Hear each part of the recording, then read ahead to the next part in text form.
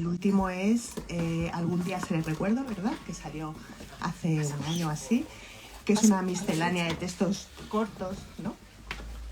Así que nada, muchísimas gracias. Y nada, ya para acabar, a Enrique Andrés me gustaría decirle, ya se lo he dicho en privado varias veces, pero me apetece también decirlo en público, que realmente para Periférica es un verdadero privilegio haber podido publicar esta novela,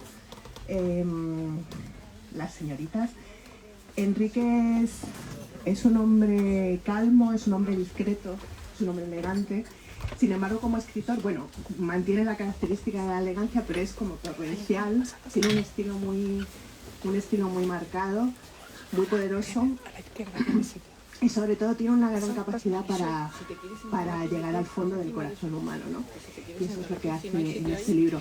A mí me parece que Las señoritas es una novela que dentro de unas décadas, a la que se podrá volver dentro de unas décadas como una especie de arca de Noé de la vida en España en el siglo XX, y es algo que me parece que es muy, muy valioso. Y nada más, os dejo ya con ellos. Muchas gracias.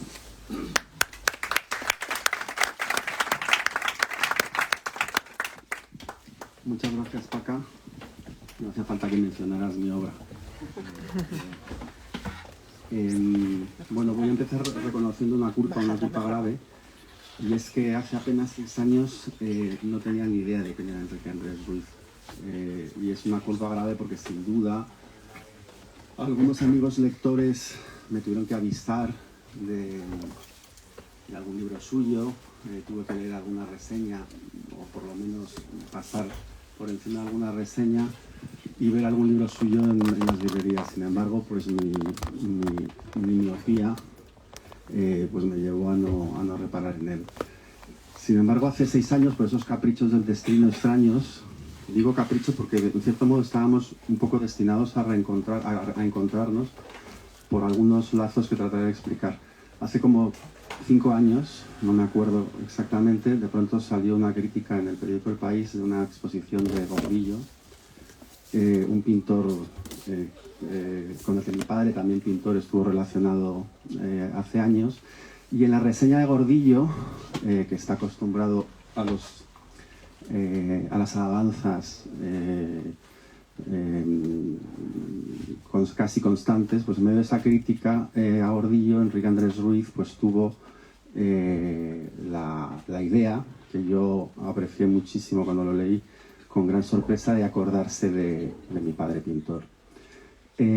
Busqué su correo electrónico, lo pedí en El País, nadie fue capaz de dármelo. Un poco extraño que no tuvieran tu correo electrónico en Babelia. Finalmente lo conseguí tarde, como creo que un mes más tarde o 2 meses más tarde, se lo agradecí. Y ahí quedó la cosa. Y entre tanto, nos conocimos.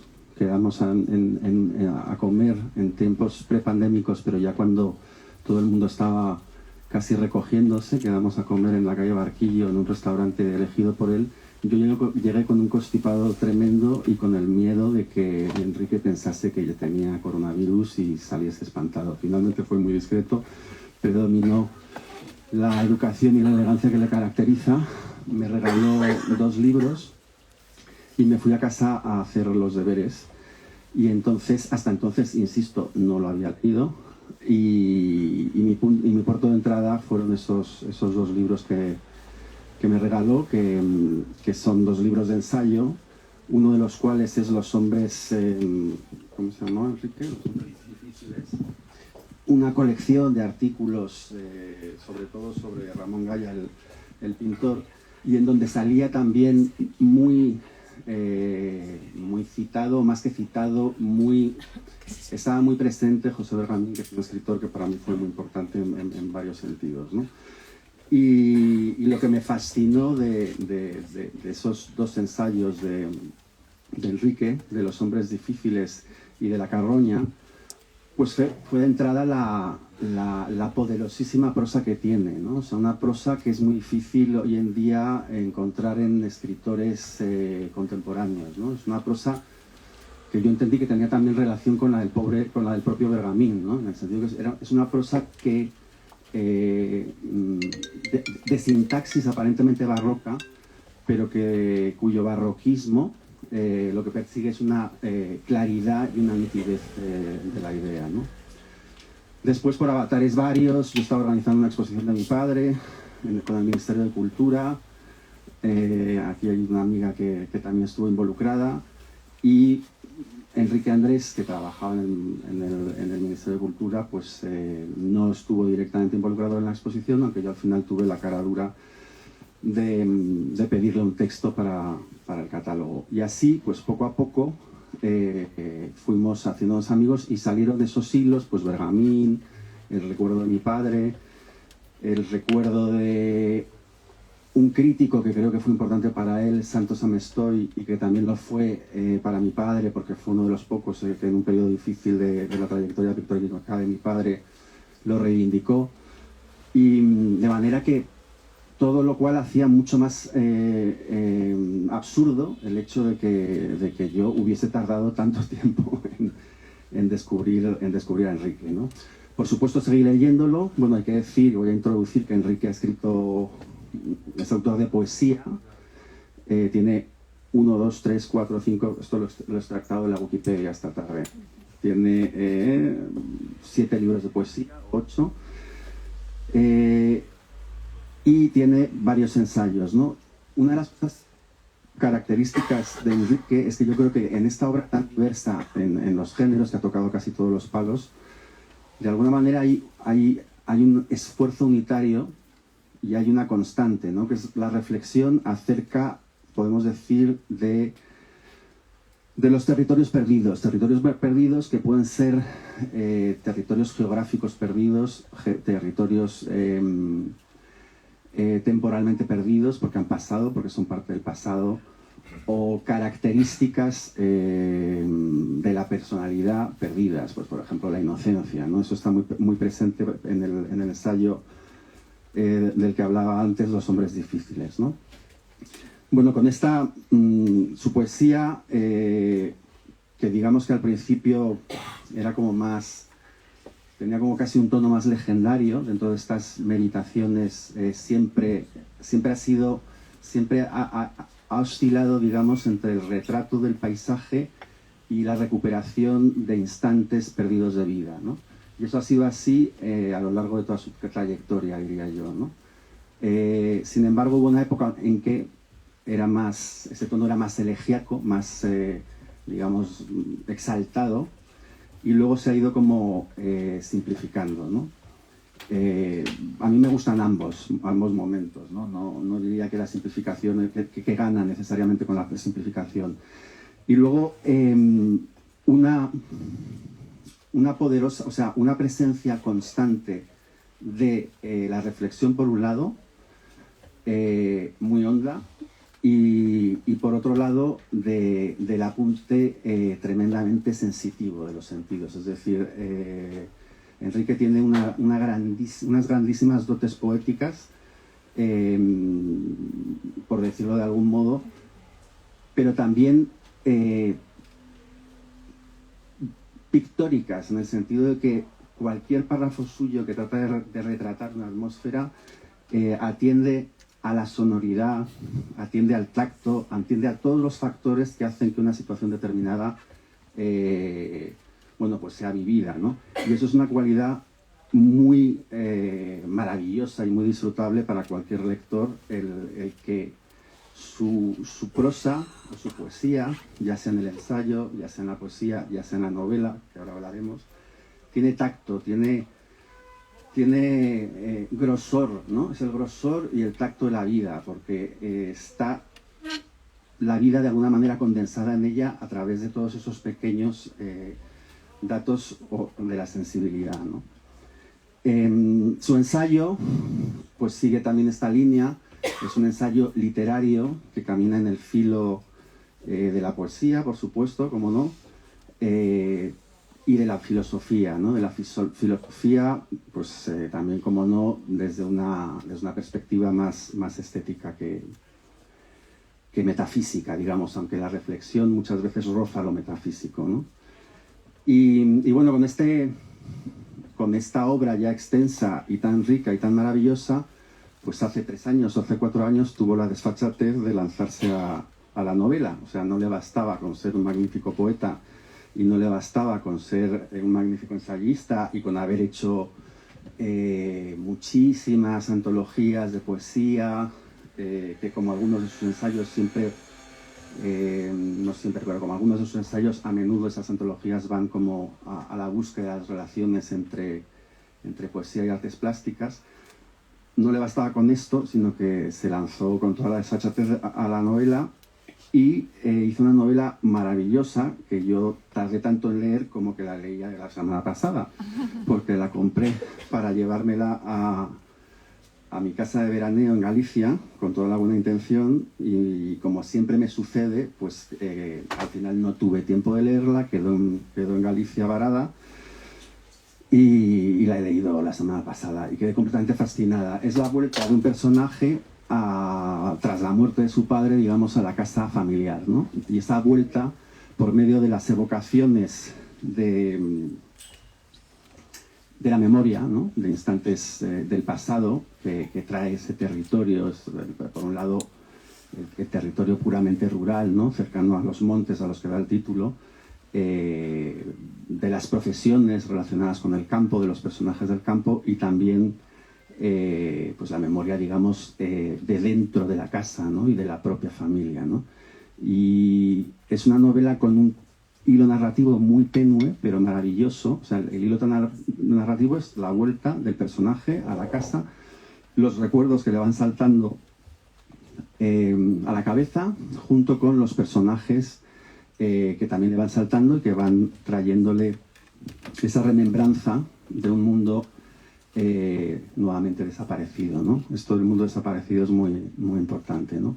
Todo eso nuevamente con un lenguaje verdaderamente admirable. Ahí ya no, como en algunos de sus ensayos, ya no es ese lenguaje de sintaxis larga, sino que es un lenguaje en el que la evocación del paisaje, la evocación de las herramientas, de los instrumentos, de las cómodas, de los pequeños muebles ya en desuso porque pertenecen a ese mundo ya perdido, se dibuja nuevamente con una profundidad y un sonido maravilloso. Es decir, es uno de los pocos escritores que yo he leído, Enrique, que es capaz de traer y meter en una narración palabras casi en desuso, palabras casi olvidadas, porque pertenecen a un mundo ya perdido, ¿no? Porque ya califican o llaman unos objetos que ya están en desuso, de utilizar esas palabras y que no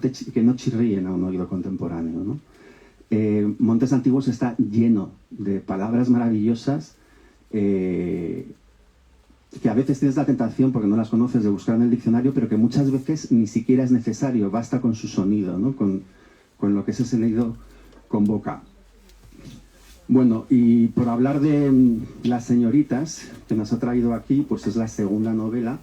Yo me pregunto si va a seguir con este ritmo, ¿no? O sea, escribiendo novelas. Montes Antiguos salió hace 2 años. Ya. Y aquí nos encontramos nos encontramos con los mismos temas, ¿no? En el sentido de esos mundos perdidos. Pero a diferencia de Montes Antiguos, ya no es un mundo rural. Montes Antiguos además está perfectamente localizado, es Soria, unos montes muy cercanos a Soria, donde entendemos que transcurrió también la infancia del propio Enrique, de manera que hay un sustrato autobiográfico muy claro. Y que no esconde, ¿no? Mientras que Las señoritas no hay fechas.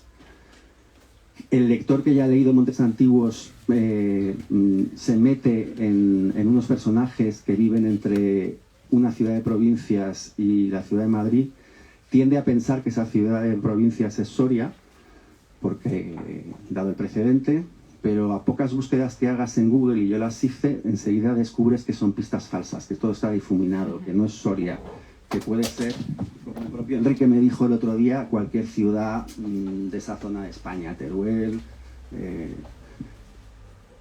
Y entonces asistimos a una estructura con más personajes que Montes Antiguos, hay muchos personajes, con una trama menos lineal y menos sutil, en el sentido de que Montes Antiguos, pues esa era la llegada que ya decía de este hombre que había perdido a su padre a la casa familiar y que tiene que atender, y entonces es como casi un camino de la memoria, ¿no? Donde van surgiendo las evocaciones, el pasado, el presente, a través de los personajes que va encontrando y de su propia memoria. En Las señoritas hay más personajes que entran y salen, y hay más tiempos que entran y salen. Yo intentaba localizarla cronológicamente y entendí que más o menos arranca pues a finales de los años 50, porque se mencionan algunas películas de estrenos de la época, y que más o menos termina en los principios de los 2000, ¿no? Y en ese tiempo asistimos al entrecruzamiento de varias vidas, pero de una manera muy peculiar, es decir, lo que dicta la intencionalidad poética o literaria que yo adivino detrás no es ni muchísimo menos costumbrista. O sea, uno tendría a pensar que alguien que se enfrenta a unos personajes inventados o no, de esa España de esos años, entre finales de los 50 y los primeros 2000, pues que va a tender a hacer un retrato de costumbres en el que lo que le importa es pues retratar los cambios de la vida, cómo ha cambiado, digamos, desde la vida más o menos rural, provinciana, a la vida capitalina, la propia historia del país, los cambios políticos, los cambios en las relaciones sociales, los cambios en las clases sociales, en los oficios, etc. Todo eso aparece ahí cuando tiene que aparecer, naturalmente, pero sin ningún afán de extraer de ello ninguna consecuencia histórica, sociológica y mucho menos política, ¿no? El afán yo creo que es más reflexivo, ¿no? Es como capturar la sustancia del tiempo, básicamente, ¿no? Es decir, cómo el tiempo incide en el devenir de las personas, por supuesto en el devenir de las generaciones, en la sucesión de las generaciones, pero también en la vida de las propias personas. La manera en la que Enrique ha hecho eso es verdaderamente personal, en el sentido de que no hay una colección de hechos ejemplares que marcan la vida de sus personajes, sino que es el simple transcurrir. Por supuesto, sí, hay matrimonios que se llevan mal, hay matrimonios que se consuman porque parecen una derrota en sí misma, porque alguno de los personajes o alguno de los miembros de esas parejas pues han fabulado otros destinos posibles y al final se han resignado a tener el que tienen y el que aceptan.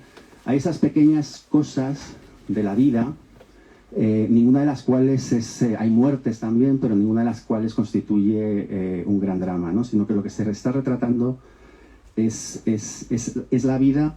Y es una vida que se diluye al caminar, al pasar, ¿no? Nuevamente y quería terminar, porque ahora vamos a hablar Enrique y yo, o más bien le voy a intentar tirar de la lengua para hablar yo lo menos posible.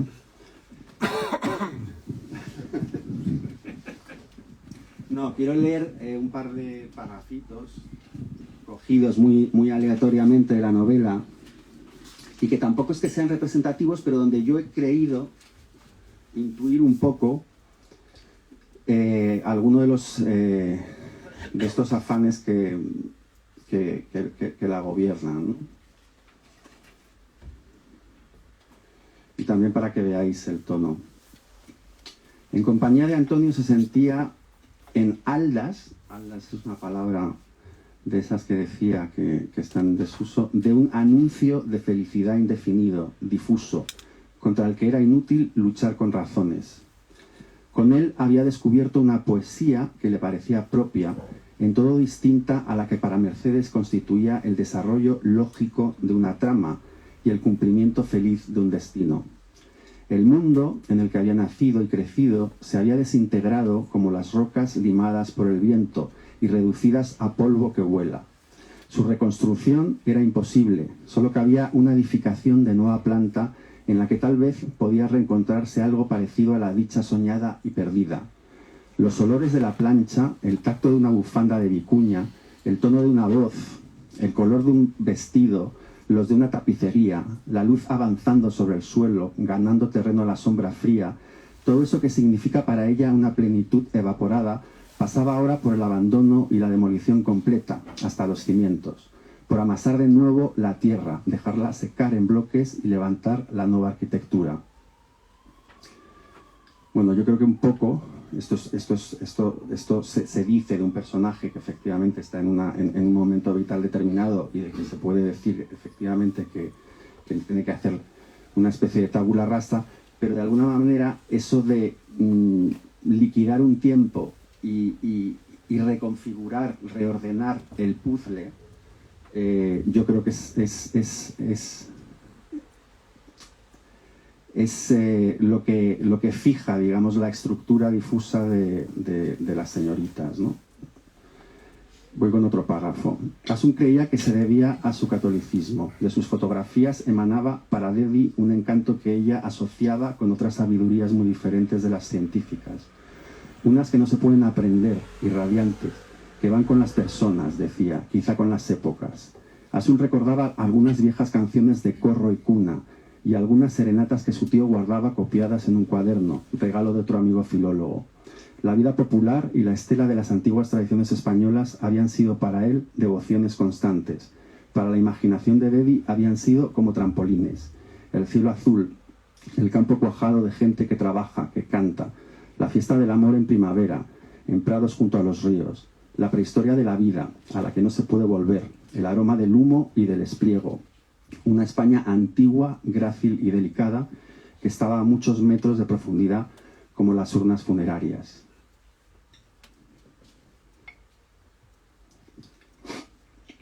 Y bueno, esto es una frasecita de las muchísimas, porque realmente la prosa de Enrique está siempre llena de minas, de tesoros, que a veces es una reflexión atinadísima, a veces es una imagen poética bellísima, que proporciona un disfrute, o sea, más allá del seguimiento de la trama y de la historia, que es tan tenue que lo que te empuja como lector, más que conocer el destino exacto de los personajes, es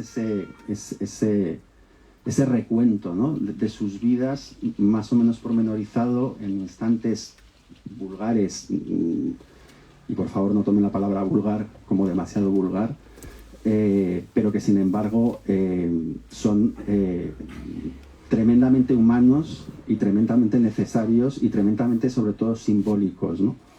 El recuerdo y los sueños se construyen con esa pobreza. El vacío es el espacio necesario a la creación.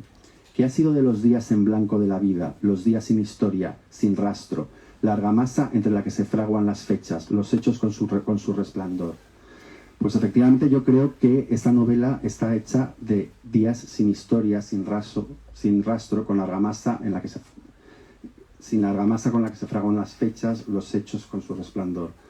Creo que es una novela maravillosa que os recomiendo a todos leer, y que yo he retratado muy pobremente, disculpadme, pero ahora lo que se trata es de escuchar a Enrique y que nos cuente de dónde nace esa obsesión por el tiempo desvanecido, por ese pasado.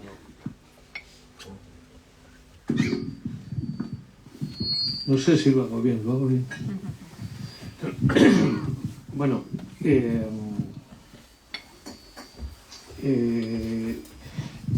no sé qué decir. Verdaderamente, Marcos ha hecho la lectura de...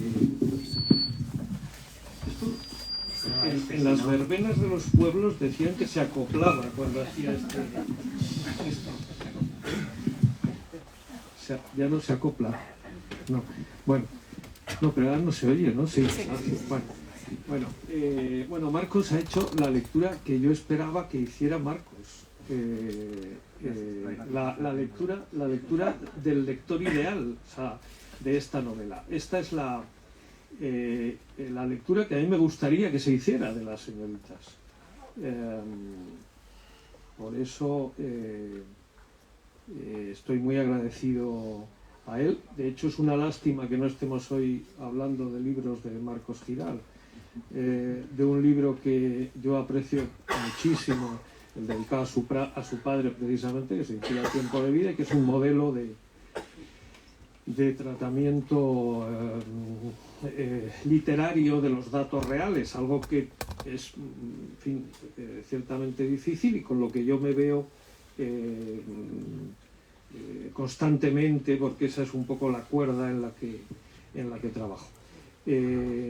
Muchísimas gracias a Marcos por esa lectura. Ahora me detendré en algunos aspectos, en un par de aspectos que él ha tratado, sobre los que me gustaría insistir, porque, claro, esto se dice siempre a toro pasado, o sea, cuando uno ha visto lo que ha escrito, ¿no? Y me gustaría insistir en un par de aspectos que él ha apuntado. Gracias a Lola Larumbe por acogernos de nuevo con su hospitalidad de siempre en esta casa que yo ya considero la mía y la de mis libros. Y gracias mil a Paca Flores y a Vanessa García Cazorla, que son coautoras de este libro, por algo que diré después y que afecta a la manera que yo tengo de escribir. Verdaderamente su labor ha sido encomiable, o sea, seria en el sentido de minuciosa, atenta, en fin, solo tengo elogios para ella. Y desde luego gracias a todos los que habéis venido, sois todos amigos, algunos cautivos de la invitación. Gracias a los desertores de Arco que hayan decidido estar aquí en vez de allí. Un inciso, el camarero que se llama Flores, ¿no es por Paca? No, no es por Flores. Eso, de hecho, eso lo he pensado después, pero no era por Flores. Yo conocía un Flores de nombre Flores, que no era ese camarero, pero no, después me di cuenta de la curiosidad esa de que coincidía con el apellido de Paca. Me preguntaba Marcos por la obsesión por los mundos perdidos. Bueno, a mí siempre me ha parecido artificioso el modo en que los escritores comentan sus propios libros como si respondieran a pensamientos previos o a propósitos deliberados que anteceden al puro hecho de escribir y al resultado último del libro. Yo creo más bien que escribimos como podemos, es decir, que escribimos cuando nos damos cuenta contra esa manera de escribir que tenemos natural, pero es bastante inútil oponerse a la tendencia afectiva, psicológica, que nos lleva a unos terrenos otros. Por lo que sea, a mí siempre me ha parecido una injusticia cósmica, digamos, que todo se pierda, y la poesía y la literatura viene a ser una especie de clavo ardiendo, según lo veo yo, para mitigar esa pérdida absoluta de los seres y las cosas en el tiempo. Esto tiene que ver con dos cosas que ha dicho Marcos. Bueno, no me acordaba de lo que ha dicho Paca al principio. Además de su trabajo, me ha dicho que Enrique es calmo y elegante. Bueno, en fin, o sea, no solo en casa no opinan siempre lo mismo, sino que torrencial quiere decir que tengo que cortar antes de que corten ellas. Sí, bueno, llevan razón. No, pero Marcos hablaba de esa cualidad, digamos así, en las señoritas y en los montes antiguos, descriptiva, o sea, que parece, y es verdad, que da más importancia a lo envolvente de la narración, a lo sensorialmente envolvente, a la capacidad que tiene la literatura de hacernos vivir mediante el rescate de los aromas, del tacto, de las superficies, del color de los días que pasan, etc.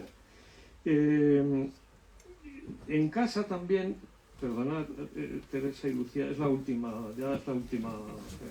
referencia que haré a la vida doméstica.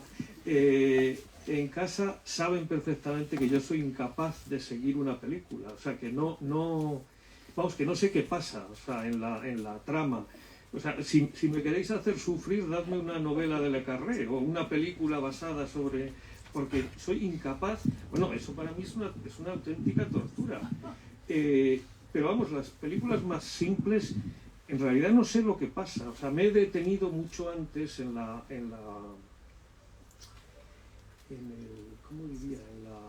golosina sensorial y sensible de la contemplación, de la evocación, y la trama argumental se me ha perdido por completo. No sé quién es este que aparece ahora, no sé de dónde sale el otro, no sé muy bien lo que pasa. En el fondo, esa era la cualidad de la poesía antigua. Aristóteles lo decía en la poética, o sea, la cualidad argumental de articular las cosas de modo que la trama resultase lógica de cara al alcance de un destino final. Eso es la consistencia de las tramas narrativas. Pero frente a esa idea, la poesía moderna, para decirlo así genéricamente, se detuvo en cantar lo que se pierde, en evocar el paso de los días, la fugacidad de los colores del atardecer, de los aromas desvanecidos en los cuartos. Esa es otra poesía. De hecho, es lo que Aristóteles en aquel mismo tratado llamaba historia. Era lo fungible, en el fondo lo fortuito. Por eso Marcos hablaba de ese hilo narrativo más bien que consiste en un mero pespunte que hilvana las escenas, las secuencias, tanto de los montes antiguos como de las señoritas, de mis pobres señoritas. Las llamo mis pobres señoritas porque si nadie lo remedia y no aparece alguna reseña del tipo de lectura que ha hecho Marcos aquí, pues sé perfectamente que van a estar sometidas a la interpretación que las retratará como mujeres españolas que han vivido el franquismo y que han estado sometidas a no sé qué circunstancias históricas por lo demás evidentes. Pero eso, igual que los montes antiguos estuvo sometido a la aplicación del cliché de la España vacía, es una reducción imperdonable de la literatura. Reducir la literatura, la poesía, a sus contenidos, a sus significados, es imperdonable. Y vivimos unos tiempos de lo que hace décadas, hace muchísimo tiempo, se llamaba contenidismo, que consiste en acuñar unos códigos de los significados y echarlos a circular, de tal manera que los comentaristas, los reseñistas, los periodistas, etc., enseguida encuentran la percha adecuada para hilvanar sus comentarios. Esto hace que mis pobres señoritas o cualquier... Bueno, ojalá no, pero quiero decir que tiene que ver con lo siguiente, tiene que ver con lo que estaba diciendo Marcos. Esa reducción de la palabra poética, que es por definición la irreductible, o sea, irreductible a los significados, se corresponde con una reducción de las vidas humanas a su condición política, o sea, a su condición de ciudadanos. Las señoritas no son ciudadanas, por decirlo así rápido. No son ciudadanas. No saben lo que son ellas mismas. Claro, naturalmente ellas no saben lo que son, pobres, ¿qué van a saber? Son vidas como las de todos, cuyos deseos han sido truncados. No especialmente truncados, o sea, sino truncados como los de todos, quiero decir. Con esto quiero decir también que su... Que también están entre los mundos, o sea, no solamente en varios tiempos a la vez como cualquier persona. Claro. Que están en Sí, habitan en una especie de incertidumbre, sí. Claro. Pero esto hace que su reflejo literario, que su presencia literaria esté evocada más que utilizada para expresar un significado. Las señoritas no son alegoría, ni mucho menos, ni emblema de nada. No son una especie de figuras interpuestas para la extracción de un significado, de unas ideas. Son unas criaturas, en el sentido en el que las criaturas existentes, o sea, las criaturas vivientes, pues todos y sin excepción estamos sometidos al albur de la vida, de las vicisitudes y de las circunstancias. Esto hace que su condición sea evocada mediante atmósferas envolventes, es decir, fundamentalmente descriptivas más que narrativas. Decía Josep Pla que la descripción es una muestra del amor por las cosas, del amor por las criaturas. Y es verdad, naturalmente que si todo se lleva al extremo pierde esa cualidad, no sé, o sea, si lo descriptivo se lleva como Georges Perec en La vida, instrucciones de uso a su extremo, pues, pero bueno, el propósito de Georges Perec era precisamente llevarlo a ese extremo. Pero sí, lo descriptivo, lo atmosférico, lo envolvente predomina sobre lo narrativo. Me estoy acordando, ahora que veo a Vanessa, y que para mí es la imagen, Vanessa es la imagen de la literatura francesa moderna, porque ella es una gran traductora. Me estoy acordando de un par de libros que he leído de una autora de Periférica que les recomiendo, que se llama Michel Audin. Michel Audin, que es una escritora extraordinaria, también vinculada al Ulipo, tiene unos libros con una apariencia seca, o sea, apariencia casi de anotaciones telegráficas acerca de las vidas, pero su virtud mayor está en hacer de eso, construir con eso atmósferas descriptivas. Este era un inciso que me ha venido a la cabeza ahora mismo y que, como le supongo ávidos de libros, pues se lo dejo como recomendación. Pero sí, ese es el sentido de lo atmosférico que decía. Un poco, y perdóname, el micro, Marcos. Coge el micro. Un poco con un escritor que ahora nadie lee, pero que seguro que lo ha leído, es Gabriel Miró, en quien también había un predominio de lo atmosférico, con unas tramas también muy tenues.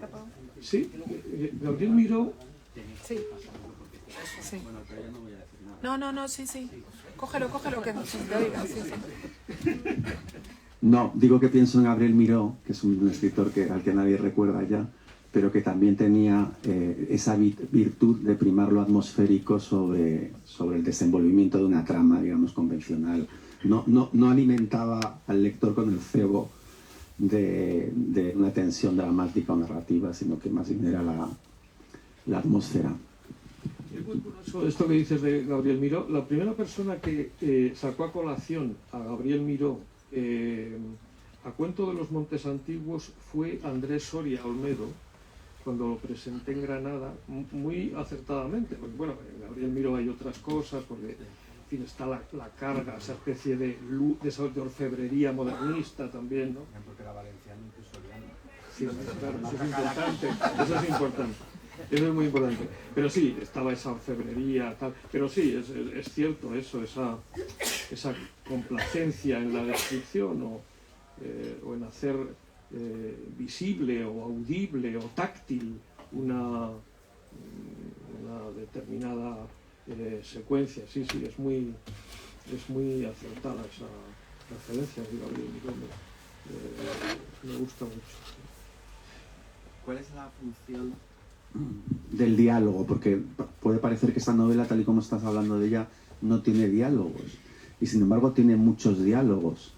O sea, diálogos también donde nuevamente no pasa nada sustancial, no se habla de nada importante, son diálogos de la vida normal, en cafés, en casas, en velatorios, en momentos. Sí, hay muchos diálogos, y además los diálogos creo que tienen esa función de reflejar la banalidad, con la importancia que tiene la banalidad. La banalidad es precisamente un tiempo que es inútil, no es apto para la narrativa. Es justamente las páginas en blanco, ¿no? No tiene la causalidad narrativa, no se puede aferrar a la banalidad, no le sirve para nada, no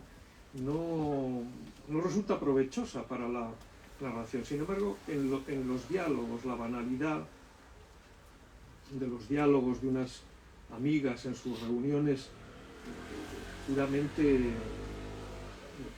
de pasar las tardes, tienen esa misión, reflejar las páginas en blanco de la vida, que son los instantes perdidos, que son justo lo contrario de lo que decía Julien Gracq de André Breton.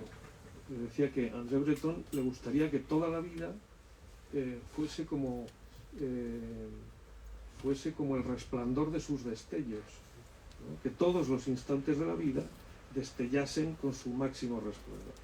Por eso es su preocupación por los hechos mágicos, esos puntos milagrosos en la atonía con la que normalmente transcurre el tiempo.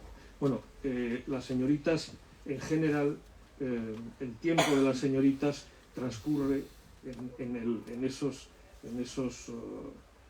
ese tiempo de la banalidad, de lo banal, de lo que no va a ningún sitio, es decir, de lo que es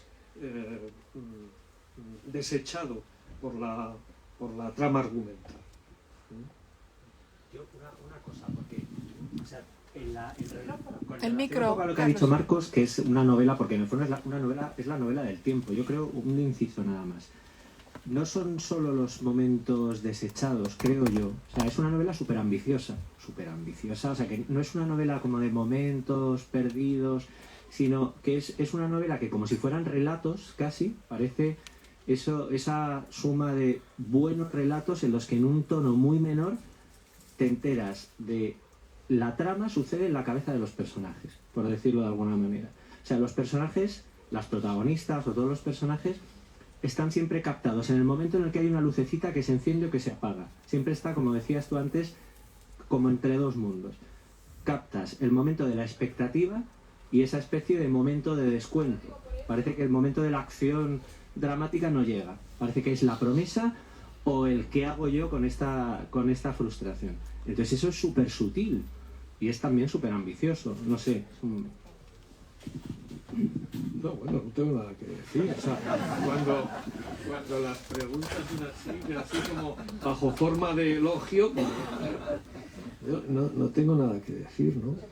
Pero sí, un segundo más. Pero a cuento de esto, porque lo habéis apuntado los dos, eso yo creo que tiene que ver con la manera en la que escribo. La manera en la que escribo, una vez encontraron Mario Vargas Llosa y Julio Cortázar. Vargas Llosa era muy joven, Cortázar era menos, en París, y entonces Vargas Llosa recordó varias veces después aquel encuentro por lo muchísimo que le asombró la manera en que tenía que describir Julio Cortázar, que era un poco arbitraria, ¿no? Entonces estaban paseando y de pronto Cortázar dijo, bueno, vámonos ya, que no sé por dónde voy a seguir con lo que tengo en la mesa. Vargas Llosa era alguien que se ponía a las 9 de la mañana y lo dejaba a las 7 de la tarde y sabía perfectamente lo que escribía cada día y, en fin, el programa que tenía para lo que era más bien la redacción del proyecto. El otro día me contaba Marcos con mucha gracia como escribía a su amigo Ignacio Martínez de Pisón, que es un poco la exacerbación del método proyectista, ¿no? Bueno, yo escribo de una manera caótica, pero caótica, escribo por arrancadas. Entonces, cuando escribo en la arrancada, pues puedo estar viendo el telediario, puedo estar... es incontenible. O sea, no... Claro, esto es muy perjudicial. Claro, esto no es ni mínimamente recomendable a alguien que quiera escribir. Porque escribo poseído por esa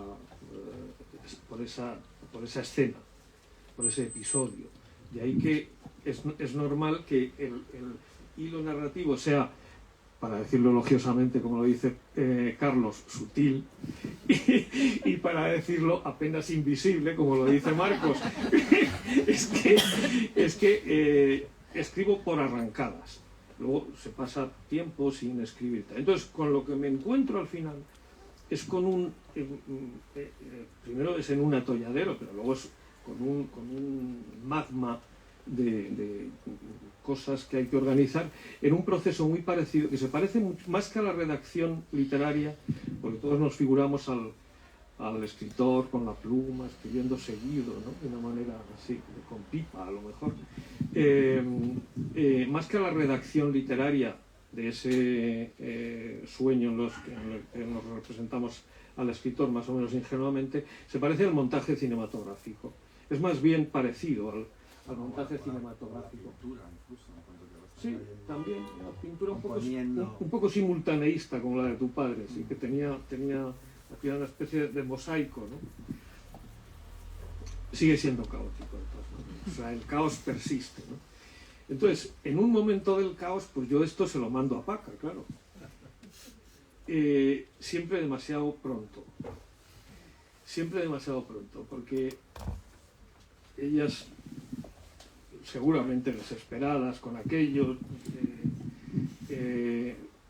tienen la elegancia, mucho más que la mía, y el tacto casi maternal de indicarme con suprema cortesía los millones de cosas que no casan, o sea, que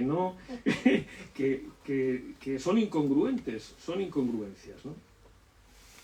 Yo recibo aquello y naturalmente me echo las manos a la cabeza porque o sea, nunca tardo lo suficiente en enviar un original y además nunca corto lo suficiente como un editor espera que se corte. Pero el proceso de la escritura de un escritor, yo creo que tiene su importancia, ¿no? Te voy a hacer una última pregunta para ponerte en un brete. Espero. No, en una novela que no está construida bajo la dictadura del argumento, ¿no? ¿Tú tenías previamente una idea de la novela? ¿Y dónde decides poner el punto final? Porque podría haber seguido la suma de escenas, de momentos de evocación, de personajes. ¿El punto final lo pone Paca o...? Bueno, en este caso no sé si decirlo, Paca. No sé si decirlo, pero no sé qué quieres que te diga. ¿Cuándo se pone punto final a un libro o una pintura? No lo sé. No sé, decía Cézanne que... Yo creo que solamente los malos libros que son exactamente como fueron planeados. Yo creo que los buenos libros nunca son como fueron planeados porque hay algo por el camino que tienes que te encuentras y que son maravillosos, o cosas que no sabes hacer y que tienes que dar una circunvalación, y cualquier obra de arte pues tiene que contener esa imprevisibilidad y este azar, ¿no? Pero siempre hay como una idea que uno tiene en la cabeza cuando empieza el camino. ¿En qué idea era esa y en qué medida has cumplido o no el trayecto previsto? Bueno, pues yo creo que he cumplido el trayecto previsto mucho más de lo que yo esperaba. O sea, el resultado final, que no es obra mía, no quiero decir que sea de las editoras, no estoy hablando ahora de ellas, quiero decir que no es obra mía, que no es exactamente el proyecto que yo tenía. Sí, yo seguramente tenía algo parecido, algo en fin, oscilante, de bordes difusos, un determinado grupo de personas, una época, unas calles, unos lugares. Sí, eso existía. El resultado final es justamente la creación. La creación es el resultado final de la novela. A veces me preguntan, ¿pero de dónde sacas las historias? Naturalmente yo no las saco de ningún sitio. O sea, las historias no es que existan previamente y yo, mediante una extracción minera, las saque a la luz y las deposite No, eso es el fenómeno de la creación. El escritor actúa tanto a ciegas, por tanteo, va sacando a la palestra lo que quería saca otras muchas cosas que no quería ni esperaba sacar. Al final el resultado es esa pintura que decía Cézanne, que no se termina nunca, que simplemente se abandona, ¿no? Mar. Sí, yo te quería preguntar ni más ni menos por el papel que juega Spinoza en la novela, porque hay una página que me parece crucial, que es cuando es una especie de resumen, ¿no?, de la filosofía de Spinoza. Entonces dices, descubre la terrible verdad de un mundo indiferenciado, donde no hay distinción entre los seres. Y de repente cuando yo leí esa página dije, anda, esto es lo que ha querido hacer Enrique, es decir, plasmar esto que dice Spinoza. ¿Por qué deseamos entonces? ¿Por qué amamos si no hay distinción? Entonces, además, al final hay dos pequeños escolios que si no he leído mal son de la ética de Spinoza. Entonces, bueno, quería que nos hablases un poco de esto, porque creo que tiene mucho que ver con todo lo que estáis diciendo, ¿no? De esa especie como de indiferenciación, de nebulosa que hay en los personajes, ¿no? A la vez que están muy bien definidos, ¿no? Pero hay algo, ¿no?, ahí. Y creo que Spinoza tiene algo que ver con esto. Cuéntanos.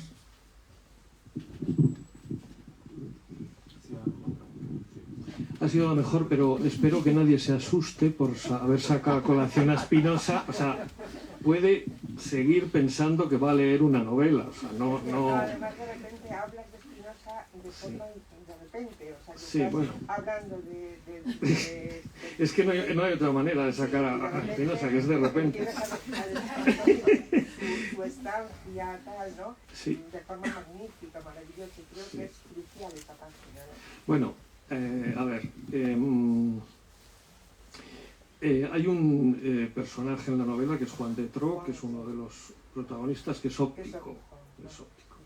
En la óptica hubo siempre una figura de un grabado, una estampa de Spinoza, que es una estampa muy conocida, muy reproducida. es un grabado antiguo, un aguafuerte, que representa al pulidor de lentes en su estudio. La luz entra por una ventana amplia y aparece el taller. En fin, en la óptica la gente estaba acostumbrada a ver aquella imagen. Los niños a veces se detenían en ver la nota que ponía debajo, y hay en fin, muchos fragmentos de Spinoza que podrían haber sido traídos a colación al final de la novela, como lo fueron esos dos escorios. Spinoza representa un eslabón de una cadena de pensamiento que es, digamos, la anti-aristotélica, es decir, una cadena de pensamiento que se fraguó sobre todo en la meditación sobre la materia y sobre la suerte de la materia, ¿no? Hubo un Spinoza, lector de Lucrecio, hubo un Nietzsche, lector de Spinoza, hubo un Deleuze, lector de Nietzsche. Es un poco la raigambre del antiplatonismo, del antiaristotelismo, por lo tanto del antiidealismo. Ese interés por lo material, por lo carnal, por la suerte de la existencia concreta de las cosas y de las criaturas, es lo que quería obedecer esa repentina traída a colación de Spinoza, que espero que se vea como justificado. Exactamente esa especie de resumen que haces de su filosofía es la novela. Es la novela. O sea, yo tuve esa sensación. Dije, Dios mío, pero sí, aquí está la novela entera, ¿no? Bueno, espero que la gente lea la novela entera. Bueno, yo también. No, es que antes me encontraba, no sé quién ha sido, Víctor Colden, creo, que había leído la primera página y le había parecido maravillosa, y le he dicho, no leas más. No leas más. Yo tenía un tío mío, era muy aficionado a los toros, el tío, y era muy acérrimo devoto de Curro Romero. Y alguna vez fuimos a ver los toros con él y Curro Romero daba dos pases y el tío Agustín se levantaba en el tendido y decía, ¡a matar! ¡A matar! Pues esto es igual. O sea, espero que la gente no lea solo los escorios de Spinoza o la primera página que ha leído Víctor y que la lea entera, ¿no? ¿Podrías decir algo? Hombre, pues es una pena, Feliciano.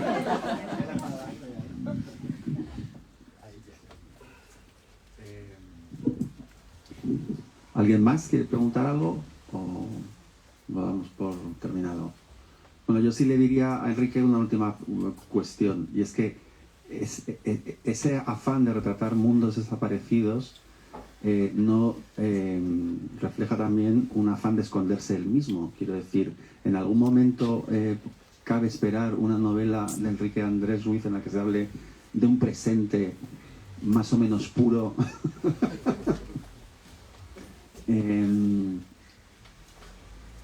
donde esté algo parecido a él mismo. Yo creo que no. Creo que no, porque ahora estoy embarcado en otra cosa que también es...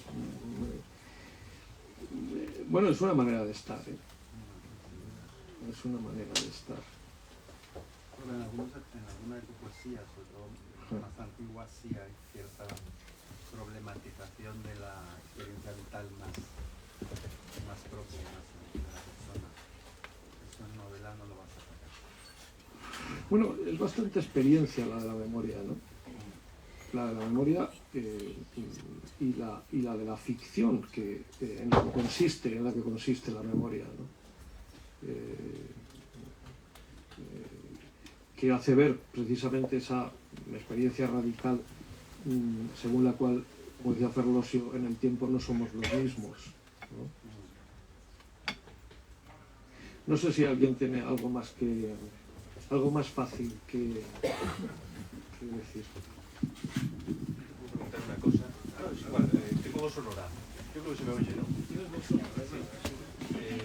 He leído las dos novelas. novela tan gruesa como Los montes antiguos. Sí, quería preguntar, sé que es difícil elegir. ¿Con cuál se siente más satisfecho? Pero no porque la última siempre es la mejor, ¿no? Bueno, no sé. O sea, no sé qué consecuencias tiene lo que voy a decir, lo que digo. O sea, no es por ser la última, creo que es... En fin, creo que obedece más a la idea que yo tengo de lo que quería escribir, ¿no? Pero bueno, a los puntos, ¿eh?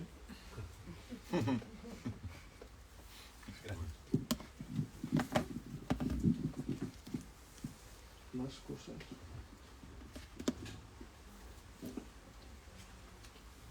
Vamos.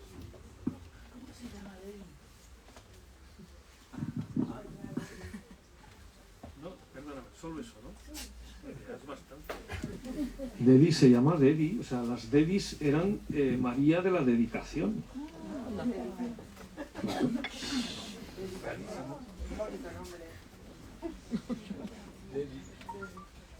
Debbie.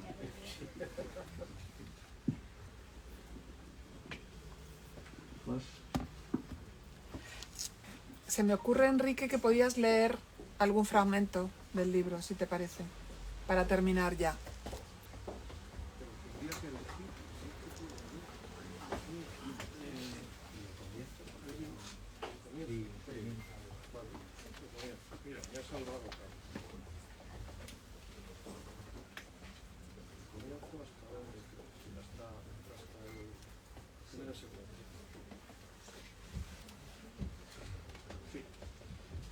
Sí, es muy Carlos ha acertado. No, lo tienes que dar, eso es. Es muy característico, es muy, diríamos que esta primera secuencia es muy programática. Hablan sin parar, sin levantar la vista. El murmullo continuo de las voces cruzadas. Están sentadas en el suelo, sobre esteras de cáñamo, lo mismo que en la playa. Se pintan las uñas de los pies, la espalda arqueada, la vista fija sobre los dedos abiertos, separados por algodones. Ya no son jóvenes, al menos para la mirada de los otros. Ellas lo saben a medias, no lo quieren saber. El sol fuerte, poblado de partículas de polvo que brillan, menos pesadas que el aire, entra por los miradores abiertos. Traza agudos ángulos de inclinación, broncea sus piernas. Las persianas verdes, hechas de listoncillos muy delgados, están subidas y enrolladas en un rulo sujeto por su propio cordón que termina en una bellota de madera. La tarde de verano, espléndida, interminable, suspendida de una hora imprecisa. Las tarimas calientes desprenden el olor del viejo barniz de ámbar que se resquebraja en las juntas, como si de un momento a otro fuera a revivir algo desde ese acristalamiento fósil. Hablan como si no hablaran. La indolencia, la banalidad, conversaciones fortuitas de las que entran y salen como de un autobús. Las voces, muy tenues, se encabalgan una sobre otra como las fibras entrelazadas de un cordel grueso, la onda de un semitono. No se miran, no hace falta. Los ojos siguen con atención el perfil que el pequeño pincel dibuja sobre la uña sin manchar la lúnula. Encima de una revista desplegada con protuberancias de manchas resecas hay frascos de acetona, blancos vellones de algodón desperdigados, algunos de ellos apretados sobre una mínima gota de sangre, tenacillas, limas rojas. Entre estas mujeres hay jerarquías. Las reacciones de cada una cambian al contacto con las otras, según con quién. A menudo, para contestar a Mercedes, la voz de Emi irrumpe airada, fuera de tono, a la defensiva. Sabe a su hermana superior en edad, dignidad y gobierno. Mercedes es la mayor, nació en 1926, tiene perfecta memoria de la guerra. Cuando la madre murió, bastante joven, ella la suplantó en su puesto y cuidó de sus hermanas. La sometió. El padre se volcó en la dirección de la industria familiar de alcoholes y compuestos químicos. Los hermanos han muerto también. Esa forzosa asunción de competencias ha modelado el carácter de Mercedes, igual que un recipiente determina la forma de su contenido. Como las de los héroes de la épica, su personalidad no está sometida al cambio. O quizá ocurrió a la inversa, que su carácter fuera primero y conformara luego su función. Eso es lo que piensa mucha gente cercana, poco dispuesta a disculpar su altivez, que puede llegar a ser ríspida. Sabrás tú, suele decir Mercedes a María Emilia, la hermana pequeña, para desdeñar sus intervenciones. Anda que tú, responde Emi. Siempre tienes que llevar razón. Emi se siente excluida, humillada por el papel subalterno al que está relegada. La pequeña Emi, rebelde y nerviosa, inconsistente. Tienes la mecha muy corta, Emi, le dice Charo. En ocasiones está a punto de llorar. Alrededor, las risas acalladas de las otras la enfurecen aún más. El chiste macho de Charo, la audacia de sus palabrotas templan los ánimos. Es descarada, impone su mundanidad, continuamente muestra a las otras que no son capaces de su irreverencia, presas de la ñoñería provinciana. Unas monjas, dice.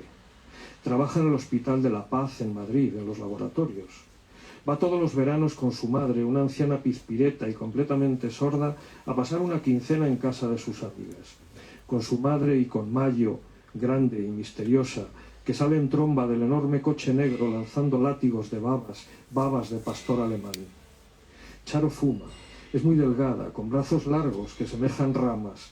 Tiene siempre a su alcance un bolsito verde de piel donde guarda el paquete de tabaco y un pesado encendedor de oro, regalo de Armando, el novio perpetuo y esquivo. Mercedes se permite con ella la condescendencia. Su posición no necesita ser afirmada. Lo que piensa de Charo, ésta lo sabe muy bien, pero todas, menos Emi, quizá, conocen a la perfección la red que las une, su régimen político, de qué está hecha la malla de luz y calor en la que dejan pasar las horas muertas. Hay que aguzar el oído para darse cuenta de que también en el suelo, junto al borde doblado de la alfombra con la antena rota, está sonando un transistor. No lo escuchan. A esta hora deben de estar emitiendo alguna radionovela entre pausas de publicidad y fuertes aldabonazos musicales que preceden a los momentos de intensidad dramática. Una tragedia que nunca termina ni se sabe cómo empezó. Aun diciéndose a sí mismas que todavía son jóvenes, sienten cierto orgullo, más propio de gente mayor de verdad, por lo que consideran sus experiencias. Un orgullo que incluye dolor acumulado, penas cicatrizadas, todo lo que según piensan ellas, sin llegar a pensarlo en realidad, pueden haber sufrido para bien, para dibujar sus rostros